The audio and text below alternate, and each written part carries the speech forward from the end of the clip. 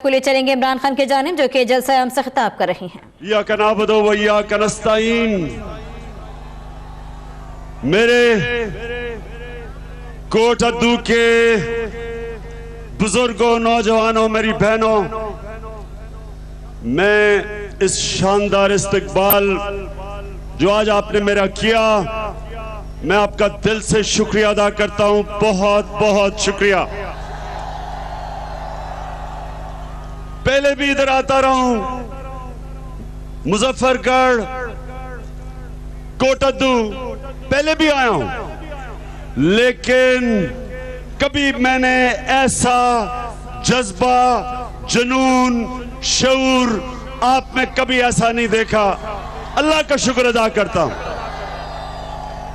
अल्लाह का शुक्र अदा इसलिए करता हूं, मेरे कोटद्दू के लोगों, पाकिस्तानियों, मैं अल्लाह का इसलिए शुक्र अदा करता हूं कि वो एक बहुत बड़ी कौम के ऊपर अपनी नेमत बख्शता है जब वो कौम को जगा देता है, जब वो कौम को समझा देता है कि कौन लोग उन पे जुल्म करते हैं, कौन लोग उनको गुलाम बनाते हैं, कौन लोग पुलिस के जरिए लोगों को गुलाम बनाते हैं, झूठी FIR कटवा के जुल्म करके थानों में, कौन लोग जो लोगों का, अवाम का पैसा स्कूलों पे लगना, उनकी तालीम पे, साफ पीने का पानी देने के लिए, अदालतों में इंसाफ देने के लिए, उस अवाम के अस्पतालों के लिए, जब वो पैसा चोरी करके एक छोटी सी करप्ट माफिया बार बार बारियां लेके वो माफिया अवाम का पैसा चोरी करके और बड़े बड़े महल्लात मुल्क से बाहर खाए, तो जब उस कौम को समझ आ जाती है, जब उस कौम को समझ आ जाती है कि दीन के नाम पे कौन उनसे वोट लेता है, कौन लेता है दीन के नाम पे वोट, कौन लेता है, रोटी कपड़ा मकान के नाम पे कौन वोट लेता है, और पाकिस्तान को एशिया का टाइगर बनाने के नाम पे किसने वोट ली 30 साल से, कौन कौन क्यों निकाला जिसको आपने? जी, जब एक कौम समझ जाती है, उसमें शऊर आ जाता है, वो फिर अपने फैसले सोच समझ के करती है और उस मुल्क में हकीकी जमहूरियत आती है। कोटद्दू के नौजवानों, मेरा काम है कि आपको, जब मैं यहां से जाऊं तो कम से कम मैं आपको यह समझा जाऊं कि हमारा मुल्क किधर खड़ा है और ये किधर जाना चाहिए इसको, और अगर हमने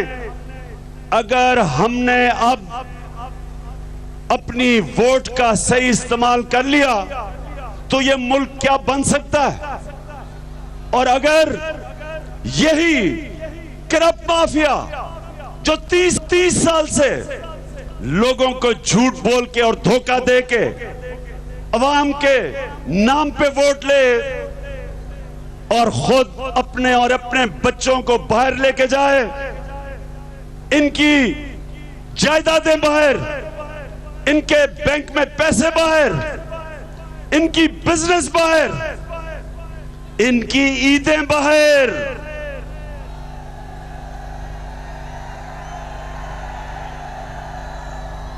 इनको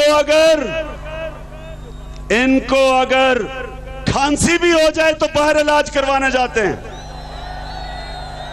यहां 4 लोग, 4 बच्चे बिस्तरों के ऊपर अस्पतालों में, यहां बेचारी खातून सड़क के ऊपर बच्चा पैदा हो रहा है क्योंकि अस्पताल में जगह नहीं है।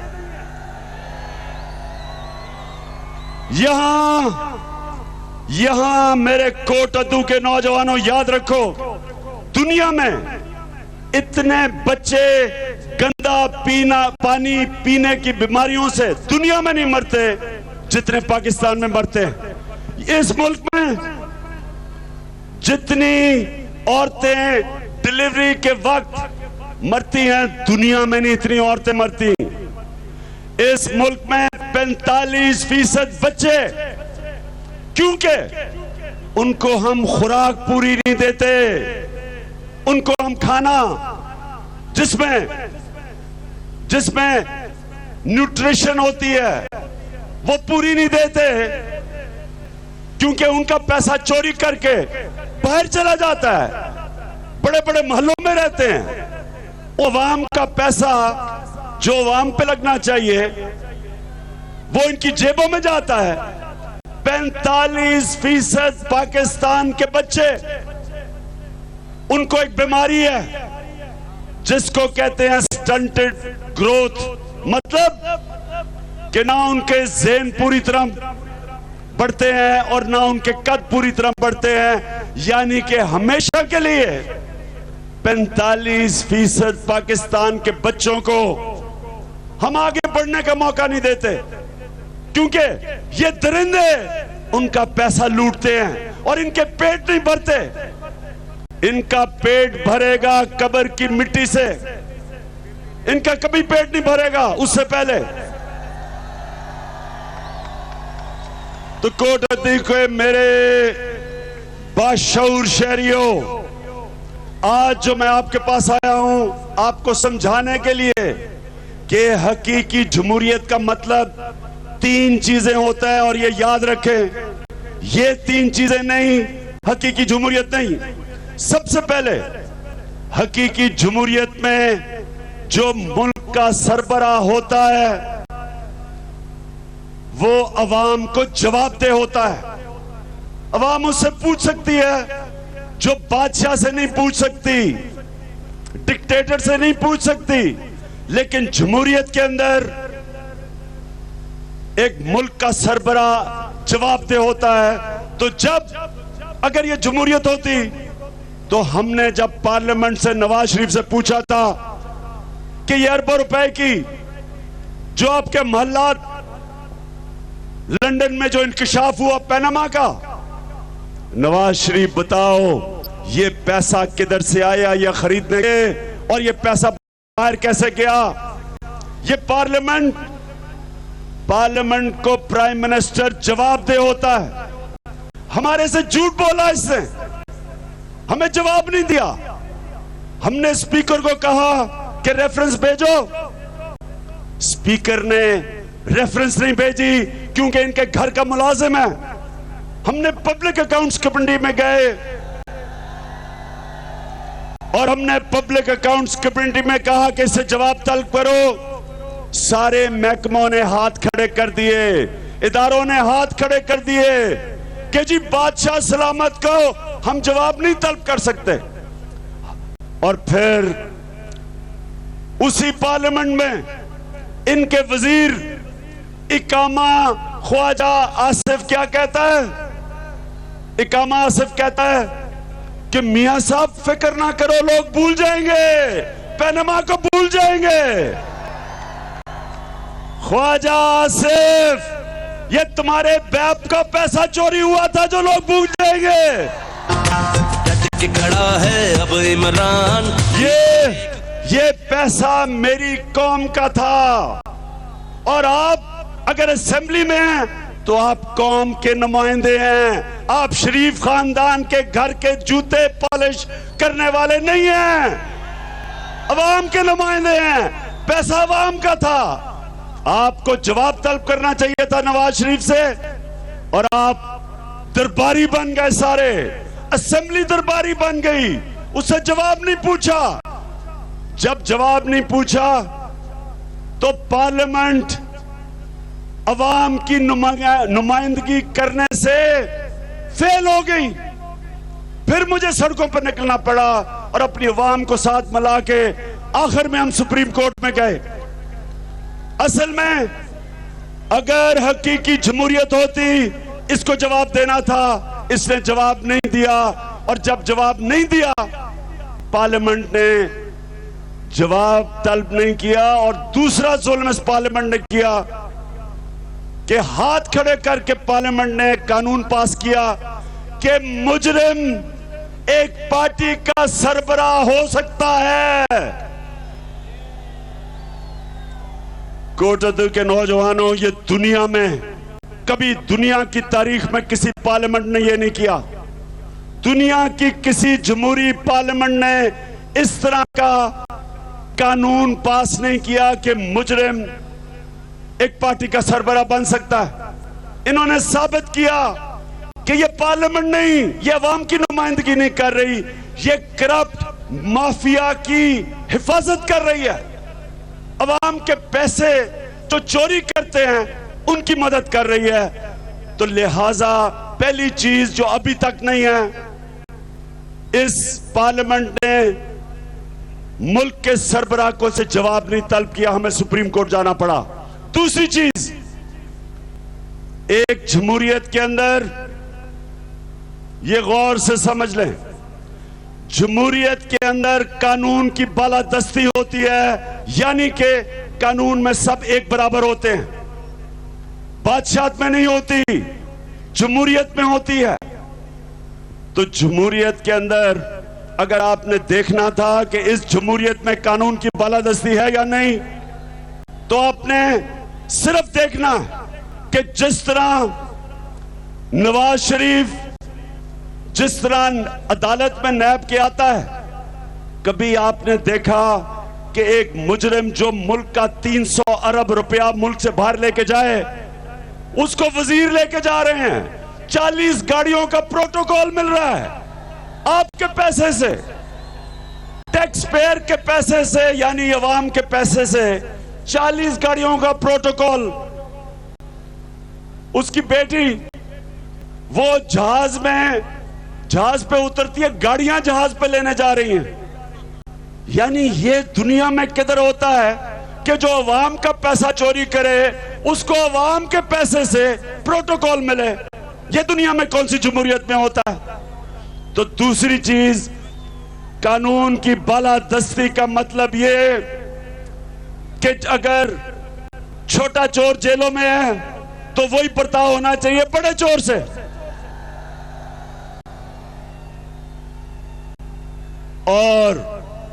और ये सुने, तीसरी चीज जो पाकिस्तान को हकीकी जमहूरियत बनाएगी, जमहूरियत के अंदर साफ और शफाफ इलेक्शन होते हैं, क्योंकि साफ और शफाफ इलेक्शन में से असली अवाम के नुमाइंदे ऊपर आते हैं। हर डिक्टेटरशिप में इलेक्शन होते हैं, जमहूरियत नहीं आती। अभी तक सिवाय 1970 के कोई भी पाकिस्तान में साफ और शफाफ इलेक्शन नहीं हुआ। जब इलेक्शन में धांधली होती है, ईमानदार लोग ऊपर नहीं आ सकते, 2 नंबर लोग ऊपर आते हैं, क्योंकि उनके पास पैसा होता है, उनके पास गुंडे होते हैं, वो लोगों को डरा सकते हैं, धमका सकते हैं। इसलिए तीसरी चीज, साफ और शफाफ इलेक्शन। और जब एक मुल्क में हकीकी जमहूरियत आती है, उसके अंदर जो सबसे बड़ा काम होता है, और नौजवानों आपके लिए जरूरी सुनना, मेरिट आती है। मेरिट सबसे बड़ी चीज जमहूरियत की मेरिट होती है। जो मुल्क का सरबराह बनता है वो मेरिट से आता है।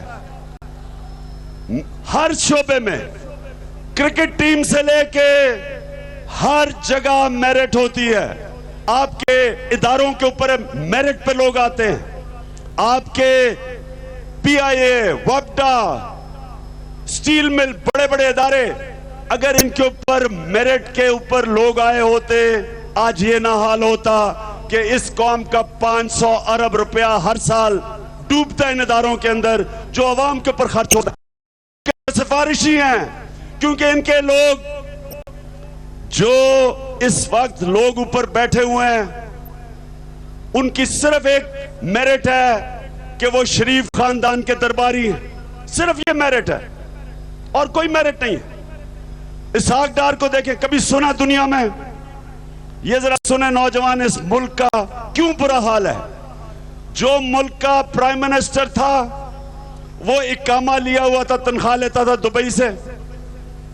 दुबई से पैसे लेता था मुल्क का प्राइम मिनिस्टर होते हुए, और इकामे से कंपनी बनाई हुई थी।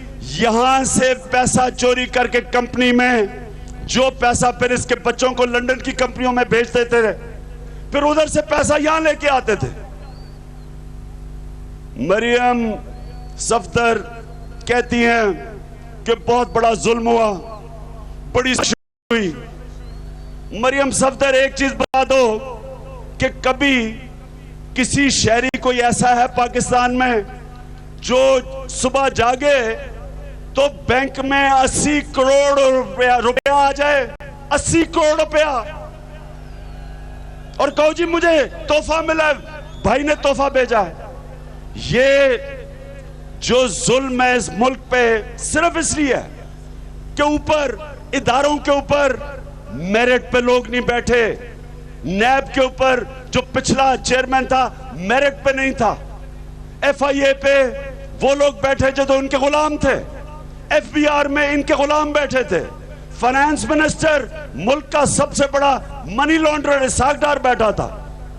सारे जब इदारों के ऊपर आप इस तरह के लोग बैठा दें, कौन सा मुल्क तरक्की कर सकता है? कौन सा मुल्क आगे बढ़ सकता है जब एक मुल्क के ऊपर करप्ट और नाहिल लोगों को ऊपर बड़े बड़े इदारों पे बैठा दो और मुल्क का प्राइम मिनिस्टर मुल्क का सबसे करप्ट आदमी हो? कैसे मुल्क आगे बढ़ सकता है? मैं आज आपके सामने कोटद्दू के लोगों, बात तो मैंने आपसे बड़ी लंबी करनी थी लेकिन अंधेरा होता जा रहा है। मैं आज आपको बता रहा हूं कि इंशाअल्लाह इसी पाकिस्तान में, उधर बैठो तो मुझे डिस्ट्रैक्ट करो, मैं आपको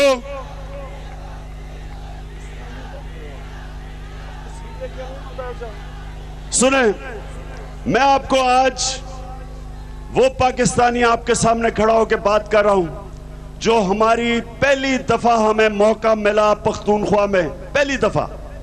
आज जो इस इलाके की, जब भी मैं आया हूं तो सबसे बड़ा मसला लोग मुझे बताते हैं कि जी पुलिस थानों में जुल्म होता है, इंसाफ नहीं मिलता।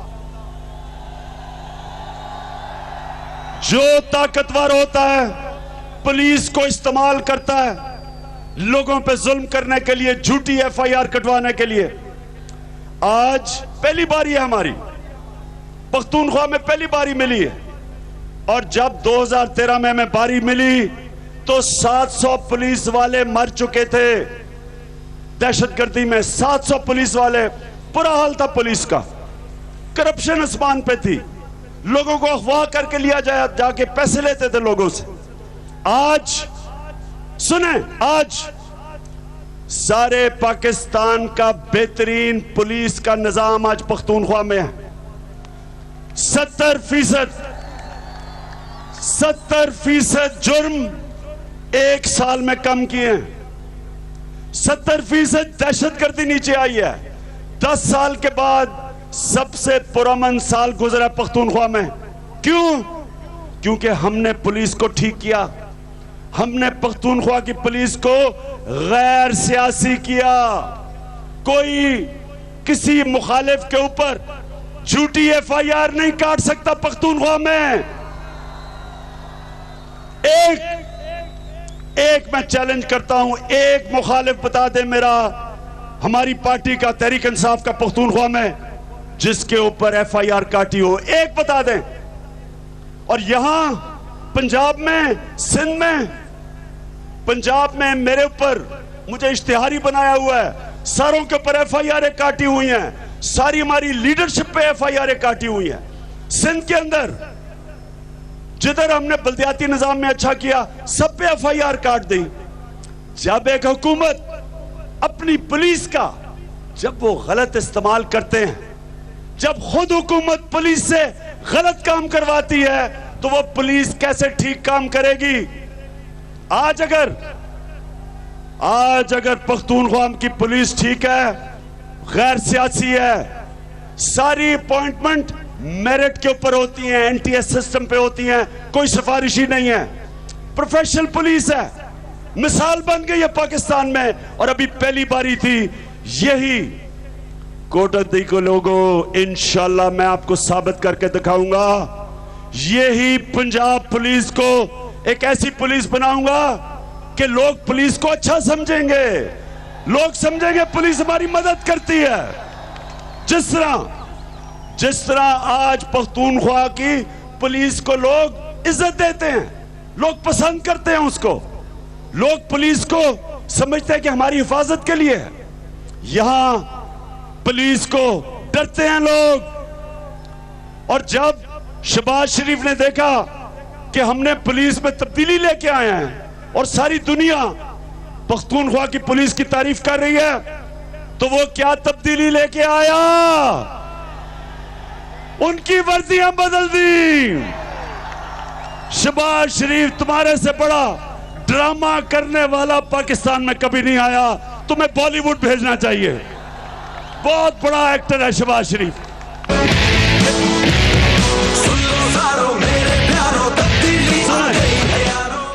उनकी वर्दियां बदल दी, अरबों रुपया खर्च किया उनकी वर्दियां बदल के, अच्छी भली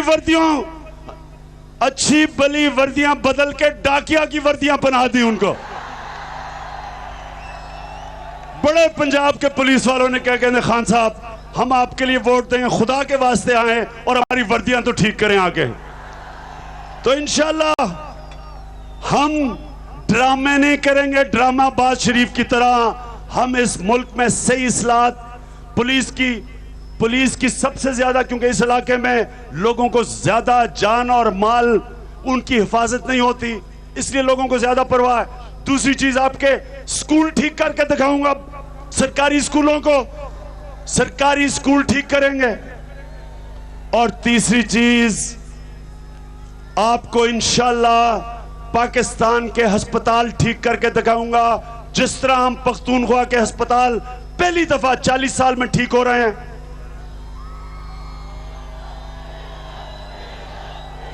हाँ, और डीजल की कीमत भी नीचे लेके आएंगे। डीजल की, पेट्रोल के ऊपर 35% टैक्स और डीजल यानी के फजल रहमान के ऊपर 50% टैक्स इंशाल्लाह। ये आप टैक्स क्यों देते हैं? क्यों 35%?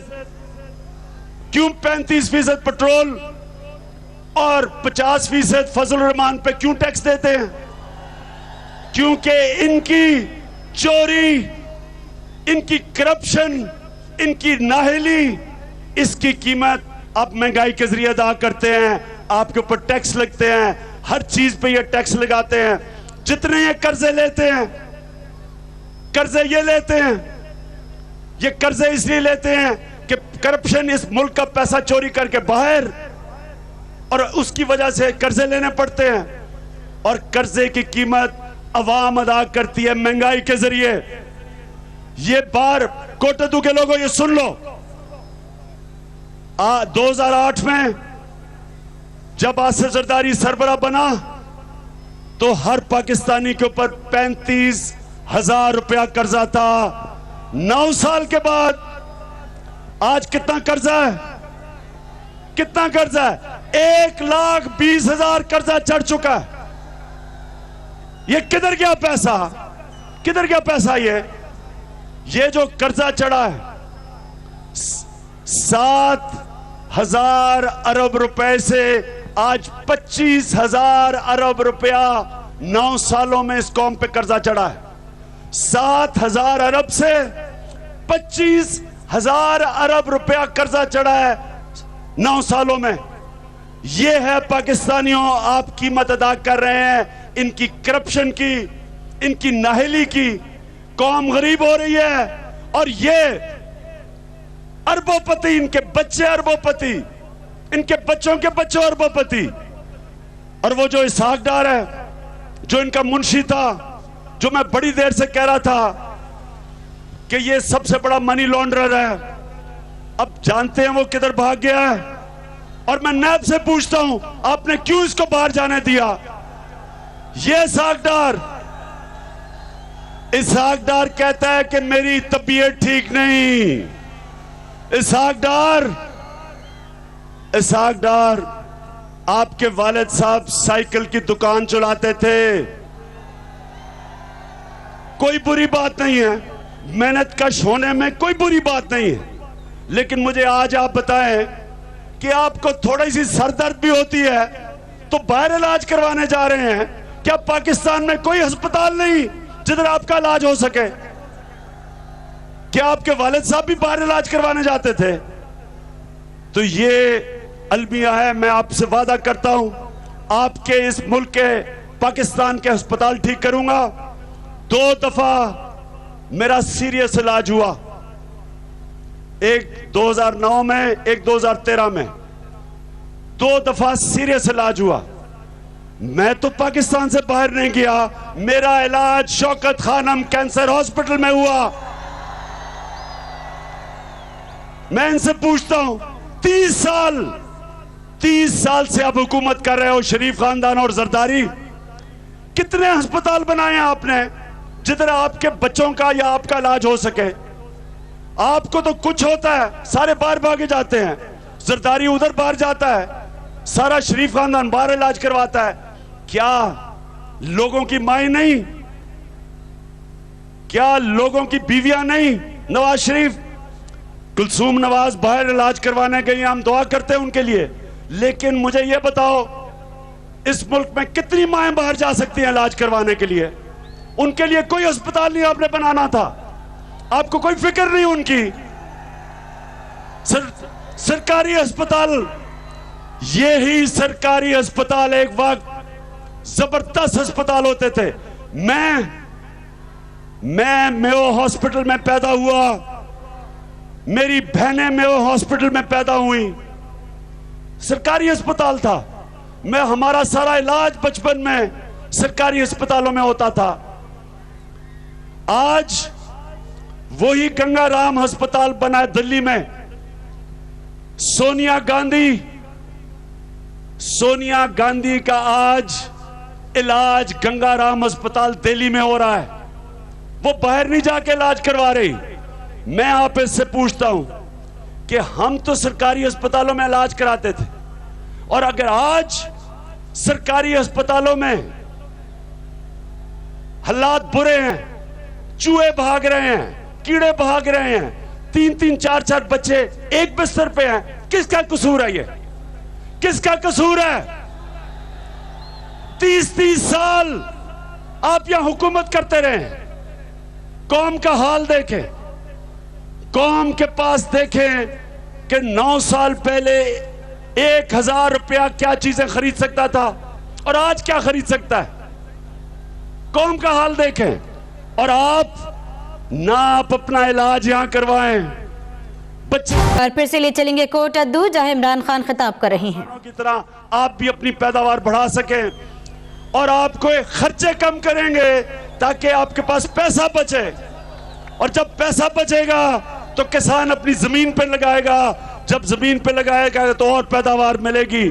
और जब छोटा किसान खुशहाल होता है वो मुल्क को खुशहाल कर देता है। और इंशाअल्लाह ये मेरा आपसे वादा है कि हमने ये बड़े बड़े जो आज तक सारी पॉलिसीज ताकतवर के लिए बनी, सारी पॉलिसीज बड़े बड़े इंडस्ट्रियलिस्ट के लिए बनी, अगर सब्सिडी भी मिलती थी तो वो बड़ा किसान ले जाता था। इमरान खान आपसे वादा करता है कि इंशाअल्लाह इस मुल्क में खुशहाली लेके आऊंगा, अपने कमजोर तबके को इंशाअल्लाह ऊपर उठा के। ये मेरा आपसे वादा। पाकिस्तान जिंदाबाद।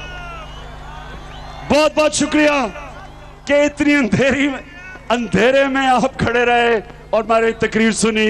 मैं आपका शुक्रिया अदा करता हूं और ख्वातीन आपका खास शुक्रिया अदा करता हूं आपके शऊर के लिए। इमरान खान कोट अद्दू में पीटीआई के जलसा-ए-आम से खिताब कर रहे थे। उन्होंने कहा कि गंदा पानी पीने के बाद दुनिया में इतने बच्चे नहीं मरते जितने पाकिस्तान में मर जाते हैं।